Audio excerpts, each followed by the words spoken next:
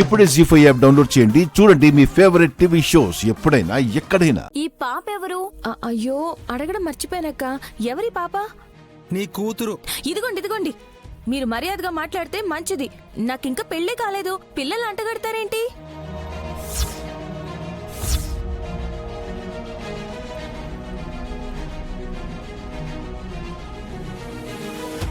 గాయత్రి, నీ కూతురు కాదంటావా అయితే? పెద్దవాళ్ళు మీ కొడుక్కి బుద్ధి చెప్పాల్సింది పోయి మీరు కూడా అలాగే మాట్లాడటం బాలేదు. అరే నైని, ఎందుకు ఇలా మాట్లాడుతున్నావు? ఒక్క నిమిషం విశాల్.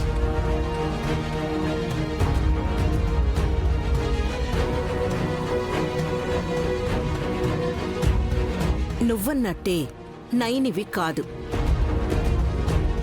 నువ్వెవరో చెప్పు త్రినేత్రి.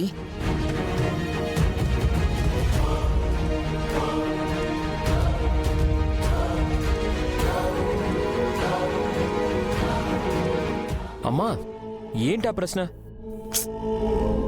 అవునరా, 2 ఏళ్ల తర్వాత తన తొలి బిడ్డనే గాయత్రి పాప అని తెలుసుకొని ఇమోషనల్ అయిన నైని ఇప్పుడు ఆ పాపనే ఎవరో తెలియదన్నట్టు మాట్లాడుతోందంటే తనైతే ముమ్మాటికి నయని కాదు అనిపిస్తోంది.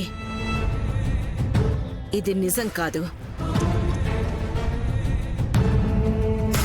చెప్పు, ఎవరు నువ్వు? అమ్మా, అయ్యో ఎందుకలా కోపడుతున్నారు?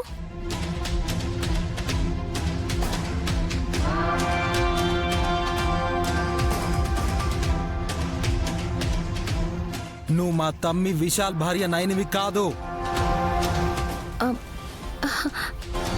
పెళ్లి చేసుకుంటే బాబుగారి భార్యనే అవుతాను కదా. ఏ చూప్. అరే, ఇంకొక మాట మాట్లాడావంటే నువ్వు. అనయ్య, ఏంటా దౌర్జన్యం? నువ్వాగు విశాల్. నాకొచ్చిన అనుమానమే నిజమని నిరూపిస్తున్నప్పుడు అడ్డుపడకండి. చెప్పు, ఎవరు నువ్వు?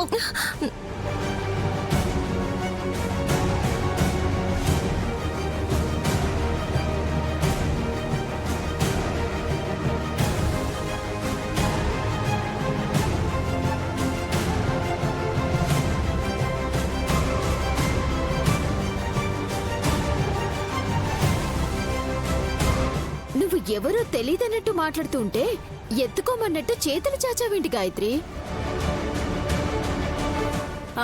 ఎత్తుకో చెల్లి. పాపనా? పాపనే. నీ కూతురు కాదు అన్నావు కదా, కానీ ఆ పాప నీ దగ్గరికే వస్తాను అంటోంది. ఎందుకంటే నువ్వు మా నైనిలా ఉన్నావు కాబట్టి. అంటే నిజంగానే తను నైనమ్మ కదా? మావయ్య, ఎందుకు మీరందరూ ఇలా మాట్లాడుతున్నారు? ఒక్కసారి ఎత్తుకో చెల్లి, పాప నీ దగ్గరకు వస్తాను అంటుంది.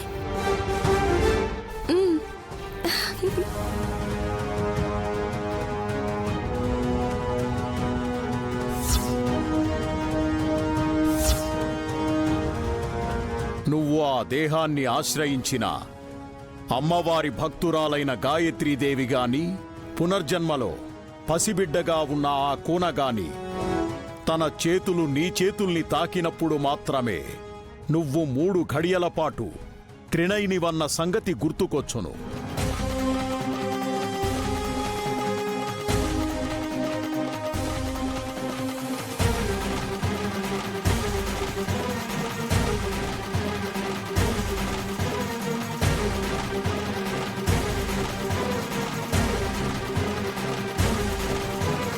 గాయత్రి,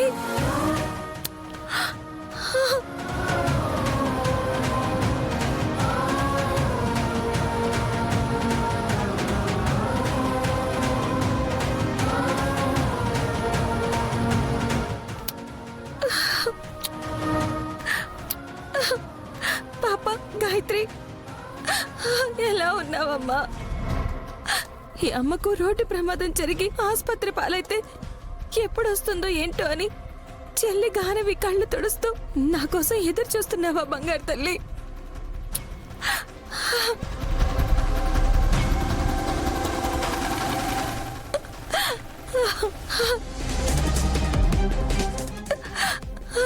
అయ్యో నైని చెల్లి, నువ్వే కదా? అదేంటక్క అలా అంటావు? ఏయ్, నువ్వు నైనివే కాదు, నాటకాలు ఆడడానికి వచ్చిన కిలాడి మనిషివి నువ్వు. పళ్ళు రాల్తాయి బావగారు ఇంకోసారి అలా మాట్లాడితే.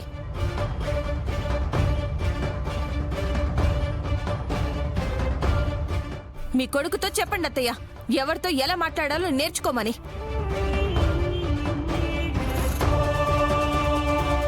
బావగారు అన్నది మిమ్మల్ని అత్తయ్య అని కూడా అనింది అంటే మా అక్కకి గతం గుర్తొచ్చేసినట్టే. గుర్తు రావడం ఏంటి చెల్లి?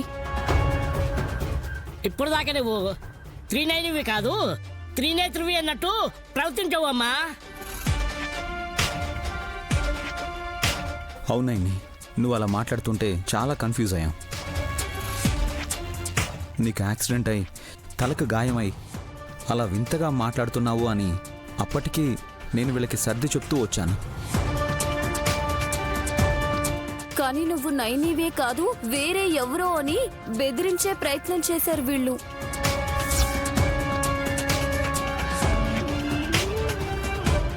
ఇంత త్వరగా మీకెలా నయం అవుతుందో వదినా? కారణం ఉంది విక్రాంత్ బాబు. అది ఈ రహస్యం ఎవరికైనా చెప్పినచో 3 నెలల పిదప నువ్వు నీ దేహాన్ని కూడా ఆశ్రయించలేవు బాలా. ఏంటా కారణం? డాక్టర్లు చేసిన కృషి, అందుకే నేను త్వరగా కోలుకున్నాను.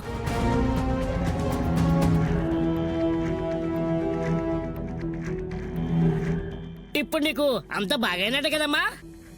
నువ్వు మా నైనమ్మవే కదా? నేను కాకపోతే ఇంకెవరు నైనిగా వస్తారు బాబాయ్?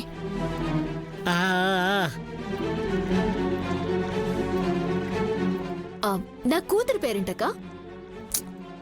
ఉలూచి.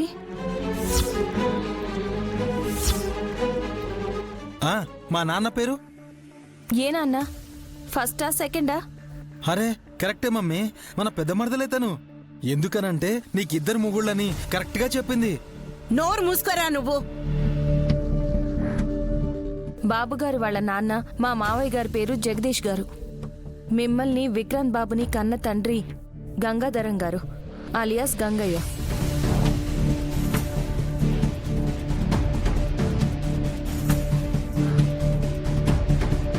చాలా ఇంకేమైనా ఇన్ఫర్మేషన్ కావాలా? చెల్లి ఫామ్ లోకి వచ్చింది, ఇంకా మీకు చెడు గుడే అత్తో. గాయత్రి, నువ్వు చెల్లి పాలు తాగుతారా? పద.